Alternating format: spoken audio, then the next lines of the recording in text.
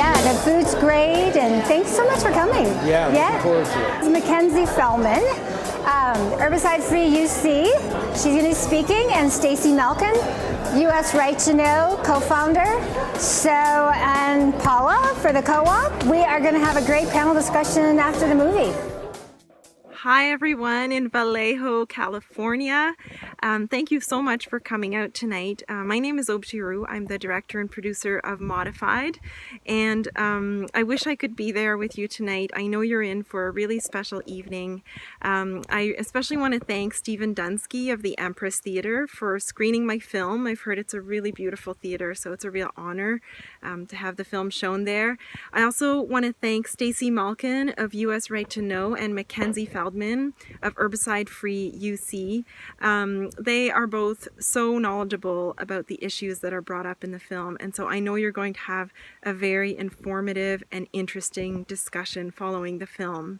I also want to thank Chef Terza Love, who recreated many of the recipes from the film, and I hope you all got to have a little sampling of those. I was really excited to see my mom's pea soup made it on the menu, and you'll see a little snippet of that recipe at the very end of the film. It's a recipe that's very dear to my heart.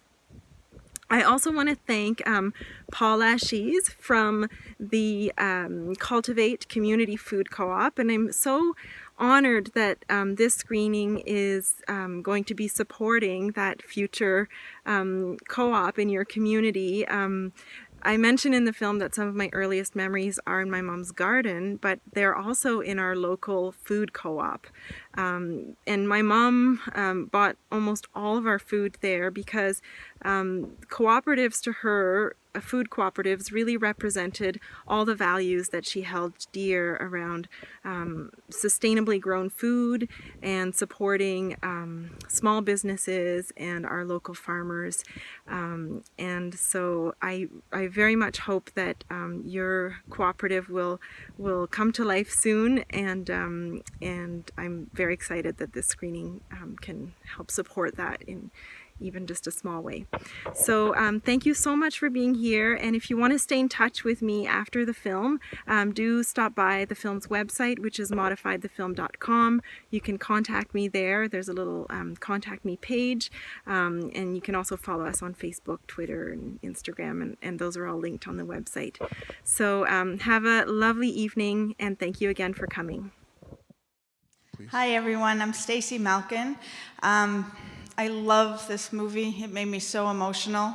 I've seen it once before, and I forgot actually how emotional it makes me for a couple of reasons, because I just think the way she told the story through the love story with her mother is so powerful, and that's really what food and what these issues are about, is love and sharing life with our families.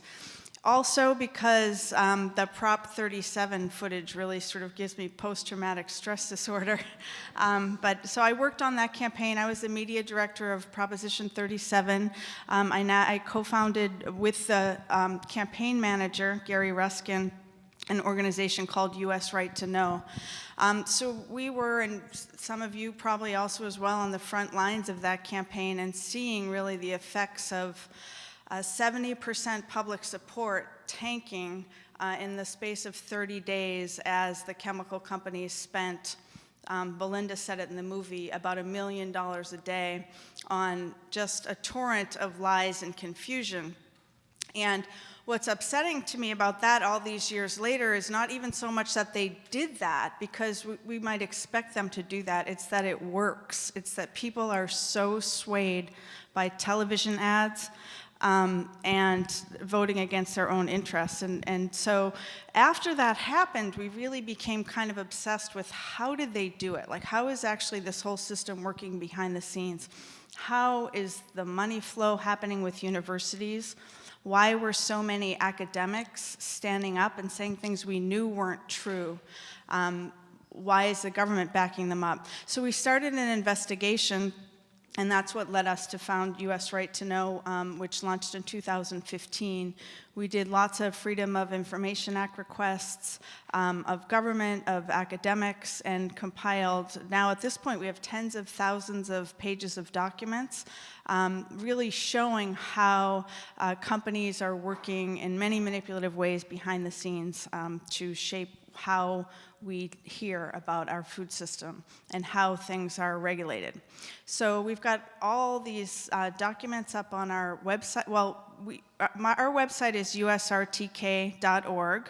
We've got lots of info there from the Monsanto trials as well. There's now 3 of us. The third person is Carrie Gillum, who was a Reuters reporter for 20 years, really on the front lines of covering Monsanto. So she's covering the Roundup cancer trials. And we also have lots of our documents posted at UCSF in the Chemical and Food Industry Document Archives. So the bottom line is we did lose that fight. It is still painful. But we know a lot more now than we did just a couple of years ago, and really I think it's upon all of us to share that knowledge, tell people what's going on with our food system, and what's so exciting about this event is also create the solutions with the food co-op and with community partnerships, so I'm really excited about that. Hi, I'm Mackenzie Feldman. Thank you so much for having me. I am the founder of Herbicide Free UC, which is a campaign to ban herbicides on college campuses. Right now it's focused on the UCs, but I'm planning on expanding that very soon. And it started when I went to UC Berkeley, and one day when I played beach volleyball for Berkeley, and when I showed up for practice one day, our coach had said, "Oh, don't step over here." An herbicide was just sprayed everywhere around the court, and that really bothered me. Before this, I mean, I'm from Hawaii, and they do the most GMO testing there out of anywhere in the country. So all that corn you saw in Iowa that's grown, before it's grown there, the seeds are tested in Hawaii. And so to test those seeds, like you learned in the movie, they're genetically modified to resist chemicals, and so they're spraying 17 times the amount that they spray on the mainland in Hawaii, particularly on 2 islands primarily. And everybody who lives near those fields has cancer. Hawaii has 10 times the rate of birth defects compared to the US mainland. And so kind of similar to what was going on Prop 37, similar stuff was happening in Hawaii when I was in high school. They were trying to ban GMOs, not labeling, but just getting Monsanto, Syngenta, DuPont out of Hawaii and at least get buffer zones so that the chemicals weren't sprayed right near schools. And so when all this was going on in high school, I really related to this movie because my mom would send me, we didn't even know what a GMO was, and my mom would learn and then would send me to school with pages about GMOs, and so I could try and teach people and debate with them. So that's when I got into that. So it inspired me to study food systems at Berkeley, and so when I showed up for practice, I was already very passionate about the chemicals, and so it sparked me to start this campaign. We banned it not only from around our courts, but we got Berkeley to transition away from herbicides. Memorial, like the biggest lawns on campus are now herbicide free, as well as 7 other spaces. So yeah, so it's not 100% yet, but it's getting there. And what was really effective for us was, instead of getting mad at the groundskeepers and being angry at them, they're the ones that are most affected. If you've been following the trials, Dwayne Lee Johnson versus Monsanto, he was a groundskeeper, and now he's dying of cancer. And so these people are the most affected. So what really worked well with us was partnering with the groundskeepers. We have student mulching days. Our team now, beach volleyball, picks the weeds around our courts. We have mulching days to help the groundskeepers. We brought Beyond Pesticides in to train all of our groundskeepers on organic soil practices and teaching them how to do compost tea. So now we have campaigns at Davis, Riverside, UCLA. I'm launching one at UC Santa Barbara. And yeah, I'm trying to figure out how to scale up. I get emails every week from campuses that want to start a campaign. So, it just takes one passionate student, maybe 2. 1 is hard. I had a co-founder too, to do it. So, yeah. Oh, and I would just like to say that I guess it wasn't talked about as much in the movie, but even if you don't care about eating organic for your own health, it's like think about the farm workers that are the most exposed out of anyone. And so I think that that's what drives me to do this campaign, is hopefully one day it can impact the agricultural research stations that are testing chemicals in food and affect EPA and USDA legislation, so to protect farm workers. So yeah. So I'm Paula. I'm the co-op. So I just wanted to be really brief. I mean, some of you guys, a lot of you know what a food cooperative. You probably even shopped at the old Berkeley one, right? So yeah, we want to have a food cooperative. And when I first thought about it, I thought, I don't want to, CSAs are great and farmers markets are great. All of that is wonderful, but I don't want to have to go pick this up on a Tuesday or pick this up on a Thursday. I want to be able to shop when I want to shop, and I want to be able to touch what I want to buy instead of getting boxes dropped off at my door. So when I shared this with some other people in Benicia, I'm like, we got to go big. We really got to do this right. We got to go big. And I feel like in this area, it's only up from here, really. Because we only have a couple of national chain grocery stores, and there's so much we can do. So when I first thought about the idea, I went to a conference, and it was in Indiana at the time. And then they had to move because it kept getting bigger and bigger and bigger, because cooperatives, they're on the rise all around the country. So I just wanted to share with you a little bit about the passion. When I go to these conferences, what these people are doing in their communities, they're really making some real change. And it's so exciting to see on their Facebook pages, we got 300 owners, we got 1,000 owners. We found the building, we're breaking ground, our doors are opening next week, and it's just so exciting. Or a new town, we want to have a food cooperative. So it's really exciting, and we really need your help. We really need you to step up and become an owner, to step up and volunteer and help get the word out. Word of mouth is really the best way.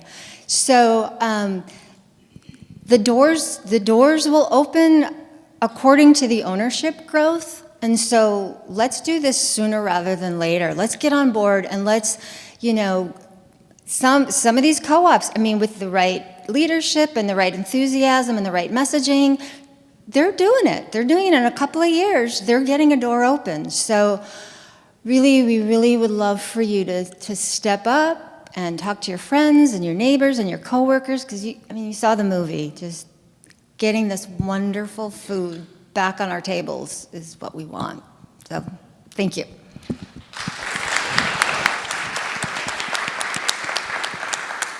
And Mackenzie mentioned Dwayne Johnson. For those that don't know, Dwayne Johnson, who was the plaintiff in the Monsanto case and won the case against Monsanto, lives in Vallejo, and he worked for many years in Benicia. So I don't know if you want to say anything more about Dwayne. Yeah, just that he's an amazing man, and the story is powerful, and we're now on the third Monsanto trial, just wrapped up in Oakland, and it was a husband and wife, both of whom have non-Hodgkin lymphoma and use Roundup for many years. So Dwayne was the first plaintiff to win, huge judgment against Monsanto, the second trial, a federal trial in San Francisco, which was very much more controlled in terms of what information that the jury could see. And they weren't allowed to hear anything about the way Monsanto has manipulated the science. So the first phase of the trial was only just the pure source science. They found also a guilty verdict that Roundup likely caused a non-Hodgkin lymphoma, and then in the second phase heard all the information about what happens behind the scenes with all the ways that science and regulatory agencies have been manipulated, and that's one of the big things coming out of the trials and the discovery documents. So that's a big shift, and it's really, I think, rising a lot of consciousness around the world about the problems of genetic engineering. And they said several times in the film that 80%, I think it's now 90% of GMOs are engineered to resist Roundup. So that's mostly what we're talking about when we talk about GMOs. It's the chemical-resistant plants. The weeds are now resistant. They're using more and worse chemicals. They explained all that. I thought she did just an amazing job really going through the basics without saying, I have no criticisms of that film. One of my favorite things I just wanted to say, I thought it was interesting when she interviewed the Canadian scientist, and he was just very honest about how genetic engineering works. It's very random. We don't know. There's a lot of unexpected and unknown consequences, and you really don't hear that from scientists in the United States. And in fact, the one scientist from the US that was interviewed really doesn't work in science anymore, and it said at one point that the atmosphere at UC Davis is such that you can't even raise questions about this topic. You can't talk about it. So there's very much a chill in academia about questioning, about raising concerns and problems and challenges to the industrial agricultural system. So I think that's why I get so inspired by students and what you're doing, Mackenzie. I think it's wonderful. And I met Mackenzie at one of the trials. So that was a wonderful day for me because I thought, yes, this is going to carry on, and yeah, you're going to change things. So thank you.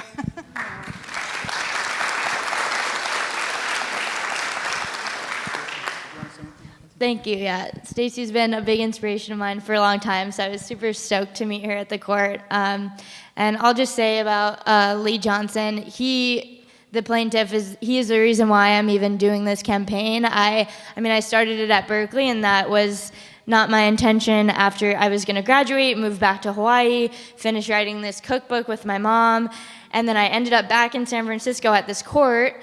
Something just told me to go there, and I did. I just followed this feeling, and I sat there as they announced that I listened to the final verdicts, and they announced that he won all this money, and just listening to the whole thing just really inspired me, and he's amazing. He's now the advisor for my campaign. He's at Disneyland today with his family, which is really nice, so he gets to be with them. But, he says, a lot of people know that they're going to be leaders of something. He didn't ask to be a leader, but he accepts the fact that he was chosen. And I just think it's so amazing that someone who's sick, we've done 4 talks together. He's wrote a letter to the state, someone who's doing a bill, trying to get a bill passed to ban pesticides in schools. He wrote a letter to the education committee, and he's really using this platform that he has for activism, which is incredible. And so I just want to thank him. If you don't know his story, read the Time article that Carrie Gillum wrote about him. It is really amazing. So yeah, he's the reason why I wake up every day and want to do this. So if you have a question, go up to the mic. It's right there, and we'll take questions. I'll ask one more question. This gets to the point about the food co-op and also kind of how we can change our system here. Solano County, where we are now, and Napa County, are agricultural counties, but they don't grow a lot of food that people can actually eat, right? They grow grapes for wine, and they grow other products that go into, feeding animals or, export, et cetera, et cetera. So how do we go about changing because it's not just about labeling the product, it's about changing our food system. Would you talk about that? I know it's a big topic. Anybody else want to go first? No? I can. I'll just say that I think it's incredibly important that's why I love the co-op idea, to be community-minded when we're thinking about food. My favorite thing, I moved to El Cerrito a few years ago, and my favorite thing every week is the farmer's market, because it's just wonderful food, and it's a beautiful scene with music and children, and that's the antidote to all this. The hands in the soil, grow your own, make your own, buy from people who grow their own and make their own. I think that's really the only solution, the bringing it down to community level, down in scale, down from the big corporate conglomerates. And I love that Elizabeth Warren is talking about breaking up the big ag companies. I love that Bernie Sanders was in this movie and that he's leading in the polls for president. And I love that young people like you are getting out there doing what needs to be done and that communities are building co-ops. I think that's the future of food. I just wanted to mention, so we're starting to build relationships with some of the farmers, and we want to do a pop-up, kind of like a farmer's market with farmers that could potentially be in the store. And the farmers that I meet, the small-scale farmers, they're just so excited. They're so excited that we're doing this. One of the farmers, I think they do berries. And they were told that, no, you have to have a market. You have to go drive to San Francisco, because that's where the money is. That's where the market is. She said, I'd so rather go to Vallejo. I don't have to go that far. So they're there. They're there. We just have to create this market, because they're passing us to go where the dollar is in San Francisco and Oakland and Berkeley. So yeah, we got to do that. Thank you for the movie. Great movie. I think it raised some interesting questions. I think one question it didn't raise was this idea of food access to different populations. I think vast majority of the people that were filmed were white. Maybe they were upper middle class, and so I want to raise that question in terms of food access, not just to white liberal people, but for everyone, which I think everyone would want. But that discussion wasn't made, and so and neither was your discussion in the panel here. So, in terms of what you mentioned in trying to create a food co-op here, numbers will open up doors. I agree, and I want that to happen. But I also think the type of numbers will also open up more doors, and so I want us to try to discuss this idea of food access to not just people that are in this audience and our friends and family, but other people that aren't here. Thank you. So I can address that a little bit. That really is the beauty of cooperatives. Vallejo, it's the most diverse city in America. Our co-op will be that. And so the cooperatives really reflect the community that it's in, because it's owned and run by the community. I just got emotional watching this little video about a cooperative in Minnesota that has a large North African immigrants. And so their deli was the food that they made in their deli, and the packaged grab and go, were recipes that they remember that they have in North Africa. So it just warmed my heart. So absolutely, it'll be reflective of that. I mean, enough of the potato salad and the macaroni salad. Let's get some really wonderful ethnic food. Yeah, absolutely. And we went to a food-funded event at the Presidio, and there was a whole thing. I mean, we're learning as we go with building this cooperative, and all of that about the diversity. I mean, they're teaching all about just managing all the diversity, just having a diverse population totally involved from the ground up in the leadership roles. So we're all about that. And one last thing also is that food cooperatives used to be more primarily in a lot of college town cities, and now they're finding that more and more are growing in more urban areas where there are a lot of food deserts, and accessing the poor, because our value with the cooperative is everybody should have access to this food, not just the white, rich elite. So I hear you, and that's what we need to do. I also just want to say thank you for bringing that up, and that I think we also have to face the problem of capitalism with all of this. It's not demand. There's equal demand, and in fact, organic demand is growing across all populations equally. It's access, it's the food deserts throughout the country where there are no supermarkets or only fast food.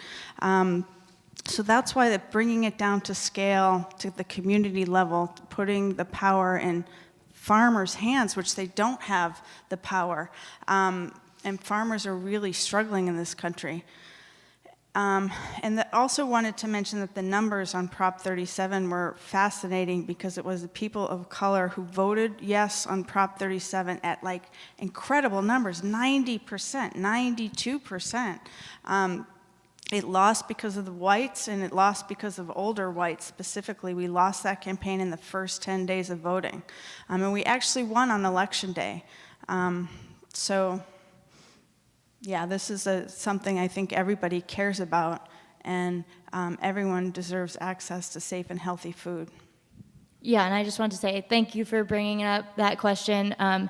I think that a livable wage for everybody, that's the start. That's what excites me about the Green New Deal, because we're not just talking about climate change solutions that, for the environment that's separate from people and equity and justice. We're talking about a livable wage and just transition into green jobs. And I think that as the Green New Deal starts, forming state policies, that's what it's going to be rooted in, is like, people of color, indigenous folks, low-income folks, people in communities that are going to be hit the hardest by climate change, demanding like the kind of policies that we need. And so I think that 8 out of the 10 lowest paying jobs in America are food producing jobs. And so like how ironic is that people that are producing our food are paid the least and can't afford to eat good food. So I think that the conversation starts with a livable wage and forming more local food communities, which is exactly what you're trying to do, so, yeah. Thank you all. You are so inspiring. You never know how far the ripples go. Getting access for countless years, I've been growing all my own vegetables, so I don't go to farmer's market, but that's a small percentage of my diet. There's all the rest of it, the breads and the eggs and everything. I heard a rumor once that Trader Joe's doesn't sell GMO foods, and do you know anything about that? I wish I could, go to what's affectionately called whole paycheck, but we don't have one in town, and I'm not quite at that level. So in terms of all the rest of the food, other than the vegetables, I eat a lot of grains and et cetera. What do you know about access to non-GMO foods and grains and breads and beans and et cetera, et cetera, et cetera? Thanks. I think that's not true about Trader Joe's unless it's organic. Anything that's processed that contains corn or soy is almost guaranteed GMO. And it is a small number of crops, though: corn, soy, canola, some sugar beets. But 70% of processed foods have those ingredients. Your corn oils, corn syrup, soybean oil. It's just used as a filler in lots of different foods. So unless it's organic, the way to avoid GMOs, certified organic, or the non-GMO project with the butterfly. But a lot of foods that actually don't have genetically engineered versions have the little butterfly. So right now, there's not that many. It's a limited number of crops, but that could change quickly because of I think it was mentioned just in the credits of the film, but the CRISPR gene editing technologies now, and this is just the last couple of years, genetic engineering can happen fast, way faster. They're going to be experimenting with lots of different foods, and there's a big battle right now as to whether it will be regulated at all. Also animals, genetically engineered animals that they're experimenting on in UC Davis so that animals can fit better in confined feeding operations.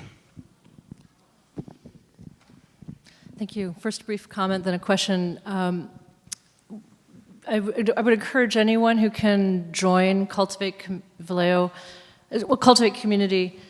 If you can cough up the $300, I hope you will. Our household joined. I know it's a lot of money. I know that a great number of households in Vallejo cannot afford to do that, but those of us who can, I think it's really important that we support this if we want to see a community co-op in our town or possibly located in Benicia. I'm not sure where it'll be.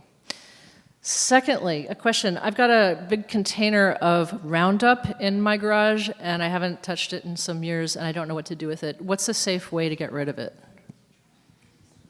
The hazardous waste department for the city? So they'll take care of it here in Vallejo, like down at Recology, or where will it, where would I take that exactly? Sorry? Do you know? Katie, our councilwoman? Anybody know? So Kelly Road out towards Napa?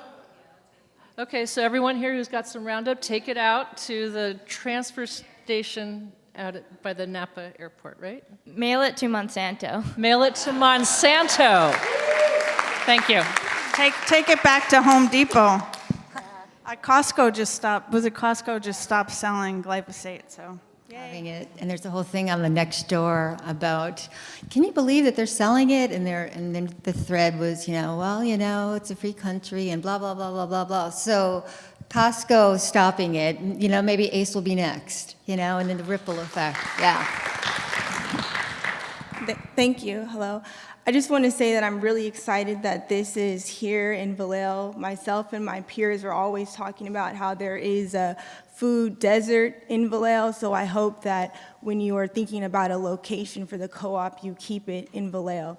And I would love to invest in this program, and I intend on doing so. However, I just want to press on some of the issues that the gentleman was talking about, access, and I feel like that is the key why I believe that it should stay here in Vallejo. And if you do look around, it's kind of homogeneous. Everyone's white except for, I think I counted like 10 people of color.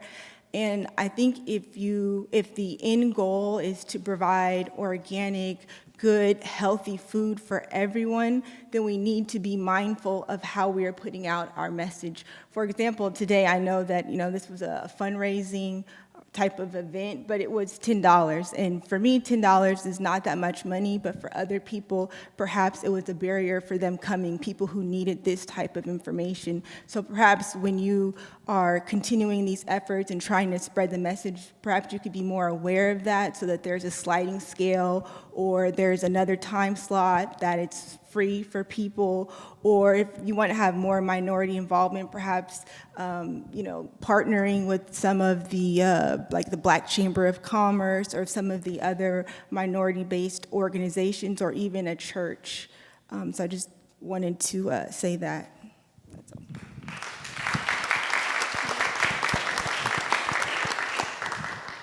Those are great suggestions. Thank you for that. And so I want you to become an owner. I want you to get on the board. Really, I mean, that's what we need. We need to hear voices like that, So as we grow and we'll evolve and stuff like that, more of those things will be addressed. So really, absolutely. And we do have, this was our biggest event because, we saw the movie, and I just always wanted to do something here at the Empress and with Steve's Movie Club. And so, but we do have other events. So for example, the third Thursday of every month in the summer, we're at the Benicia Garden, and that's just free. You just show up, bring some food to share if you'd like. If not, that's fine. There's plenty of food. And then we're doing a new thing. It's so easy, so fun. A happy hour on the first Friday. So we're flipping it back between Vallejo and Benicia. And this next month, actually next Friday, we have two owners here, the Cullen's Pub in Benicia. We're going there. So we're doing some, those things. And we're open to what do we want to do? What do we want to do? And not a lot have to cost anything. Then a question, Kelsey, I just want you to know that what you're doing is being heard. I work in agriculture in this area, which is wine grapes essentially, because that's what we do. Farming specifically, and I've spent most of the last month working on alternatives to weed control without Roundup, because that's what my customers are asking for. So the ag industry will probably never say it publicly, and they won't necessarily talk about it, but behind closed doors, it's being discussed and alternatives are being addressed, and that's entirely because of consumer demand. And it's the same thing with GMOs. People farm to make money, everyone has to make money, and if they feel that consumers will not buy GMO products or will not buy products made from farms that use herbicides or whatever you're concerned about, keep talking about it because it does make a difference and it is causing change.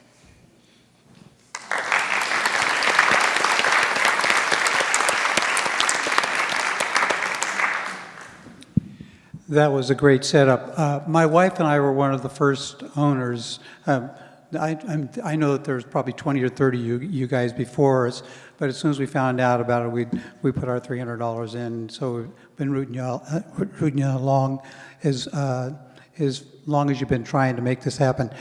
I'd like to suggest something that you might want to bifurcate your message. Trying to get GMO labeling is probably laudable, but I would suggest to you something that you've alluded to a couple of times here is dollars make decisions. And just evidence of this, you got the growing movement of farmers market, but on top of that, I don't know if you're aware or if you are, you're not spreading the message, is the fastest growing source of food are organic farms, and they're being actively encouraged by international food stores like Walmart. Walmart is the single grocery chain that purchases more organic and sells more organic fruits and vegetables than any other grocery chain in the country. So you might bifurcate your message. Keep trying for the GMO labeling. You know what the reaction is going to be, but I guarantee you, if you keep increasing the demand for organic, you will knock down your opposition. Buy organic. Just a shout out to Friends of the Earth is doing some really great work with retailers, with stores like Walmart, Costco, to pressure them on expanding organic options and reduce the bad chemicals, glyphosate, and also neonicotinoids, which is harming the bees. And they also did a study recently, which I think is really powerful. They worked with 4 families that ate conventional food, and they tested their urine, put them on an all-organic diet. 6 days later, tested their urine again and found dramatic decreases in the 4 of the worst classes of pesticides. So that quickly, there was really a noticeable difference in the pesticides in people's bodies. So they have an Organic for All campaign working for exactly what you just said, expand organic demand. So thank you all for coming out tonight. I think the message that Aub talks about, you know, really it's about, Barbara, we'll let you get the last question, but this issue about this is really a film about democracy, I think really resonates with me. And I think, you know, we can all vote, you know, with our actual vote, we can vote with our dollars, and we can participate at the local level. And so I know all of you, you know, probably you're here because you already believe that, but sometimes we have to take that next step and really make it happen. So I would really encourage you to become members of or owners of the co-op. Let me let Barbara ask a question, and then we'll give you the last word, Paula.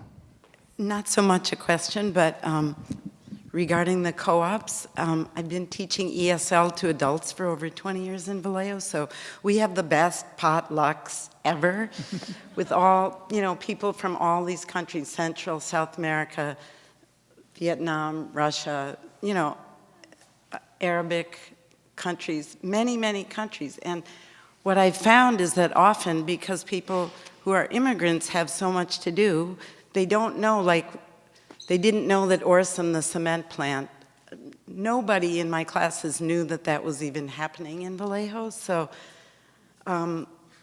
it might be that if you came and talked to our school, you know, that you may not get barrels of $300 checks, but you would definitely get a lot of buy-in. And when you go to have that deli or whatever, you will have some of the best cooks, people who get up at 5 in the morning to make by hand, you know, egg rolls and don't even tell you they got up at 5 in the morning. I mean, and many of these people do have their own gardens. They don't talk English yet, but the first thing they do is they put a garden in. So, and I don't know if you're going to I think we have a lot of alternative chambers of commerce for various ethnic groups. I don't know if those people are aware, but there is so much love and care for food among people who probably don't even know that this effort is underway yet. So, yeah,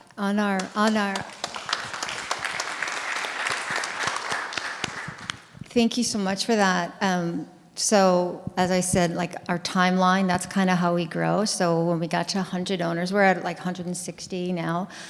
So the marketing is really stepping up. So now everybody's going to start to really know about us. We finished our PowerPoint presentation a few months ago, and so now we're eager to get out and just go to all different places. So if you want us to come and to speak to anybody, you know, about this movement, just write to us. So our email is info@cultivatecommunityfood.coop. It's not .com, although we did buy the .com just in case you got confused to direct us to us. But info@cultivatecommunityfood.coop. And if you haven't become an owner tonight, I don't know if you guys are doing it afterwards for a little bit, but Maxine and Wolf are here. But otherwise, you can go online also. We have a store online, and you can either download the application and then write a check and mail it, or, because I love going to the P.O. box and seeing how many we have, or you can go online and just fill it out that way. So, yeah. There's one thing I was going to say, and I can't remember. Oh, there's a door prize here, so don't leave before we do our door prize. Yeah. Last quick plug. If you're interested in the campaign Herbicide Free and you want to sign the petition, just come see me after and I can give you the link, because we're going to present it to the President and the Board of Regents, just like how many people are in favor of University of California banning toxic herbicides. And second note, if you're interested to learn more about weed killers and the corruption of science, I'm selling Whitewash in the lobby, which is written by Carrie Gillum, another member of U.S. Right to Know, fantastic journalist. So go buy it, because I don't want to take home like $20. So.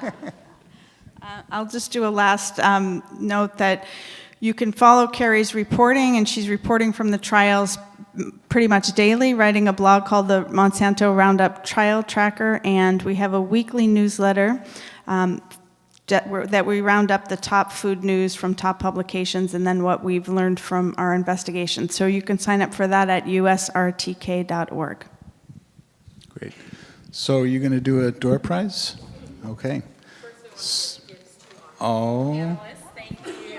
Oh, thanks. Thank you. Hi, everyone. I'm Maxine. I'm one of the board of director members and heavily involved in our events committee. And this is from Il Fiorello. It's a local in Sassoon organic olive oil farm. And our members went there last year, and we're going next month again. So if you're interested, check out our website and all the fun events we have coming up. And in the meantime, since we don't have doors in the store yet, we just did a food pilot program that we partnered with Sustainable Solano and the county. And Eat Well Farm is an organic farm in Dixon that does CSA boxes. And so the people that are already co-op members got a chance to, sign up and have organic food right to their door in the meantime. So that's other things we're offering in the meantime before we have, the store built. And that's what we're raffling off tonight. We have 4 boxes and then 2 grand prizes of a gift certificate for 4 boxes. So that's, I think, valued at $125. And we're going to pull from some names now for one of the boxes. I didn't put my name in. Did everybody that's an owner put their name in the tickets? Do we have all the tickets? Okay. I hope so. Okay, here we go. All right, I have John Crosley. John, are you here? Yeah, John. You can see Wolf down here and grab a box. All right. Hi, John. Emily Cadner? She here? Cadner? Yay! You also won a box. She gave me Stacy. Okay. Mary Clark. Yay! Lucky, lucky. And the last box goes to Christina Stover, who is my mom, so I will take it for her because she had to go home early. All right, and for the grand prizes, so we have 2 gift certificates for a subscription for 4 boxes, and one of them will go to Simone St. Clair. Simone St. Clair, are you here? Should we pick another one? Okay, we'll pick another one. Carolyn W. Carolyn W., are you here? Yay! Come on down. And last one, Monica Fong. Yay! Also one of our volunteers. All right. Thank you, everyone. We will be selling ownership shares in the lobby. If you're interested afterwards, come see Wolf or myself. And thank you all for being here and being involved.